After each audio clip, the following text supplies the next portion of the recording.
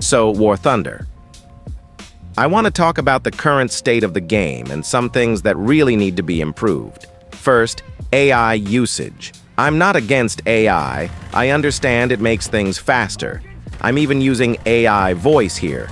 But the problem is how it's being used. It feels rushed and low quality. The Sentinel Maiden skin is a perfect example. They didn't even remove the Gemini watermark. If you're already paying for it, why not at least check the final result? It feels like just push it out and sell it for 70 euros. Next, Russian bias.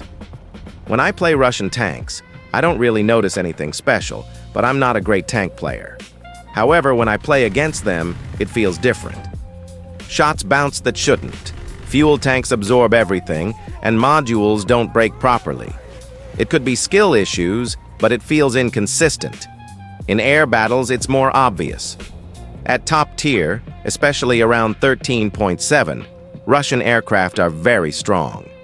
Planes like the Su-27SM and Su-30 have powerful missile loadouts. It's not impossible to counter them, but they clearly have an advantage. Then there's the Pantsir. It was added to fix underperforming systems, which is fine, but now it feels too strong. It can intercept both aircraft and their weapons, and NATO doesn't really have an equivalent.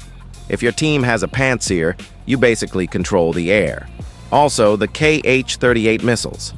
I've seen references and models, but I've never really seen clear proof of them being used like they are in-game, which raises questions about realism. Speaking of that, game modes feel forgotten.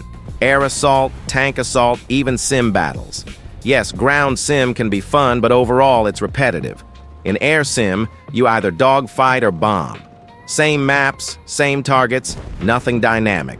Helicopter PvE is even worse. If you don't have a top-tier premium helicopter, you can barely do anything. It just becomes frustrating. The game overall lacks variety. We basically have two main modes, air realistic and ground realistic. Arcade is similar. Maps are also an issue. Reworked maps are not new maps. We need fresh environments. Another big problem is copy-paste vehicles. Instead of unique designs, we keep getting the same vehicles across nations. There are many real experimental tanks that could be added, but they're ignored. Premiums are also questionable.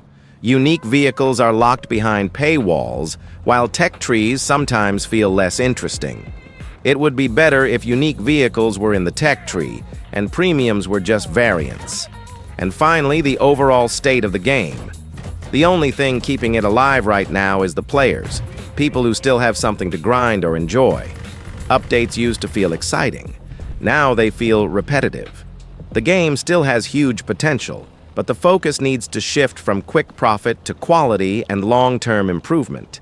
Because War Thunder is still a game worth playing, it just needs to be treated like one.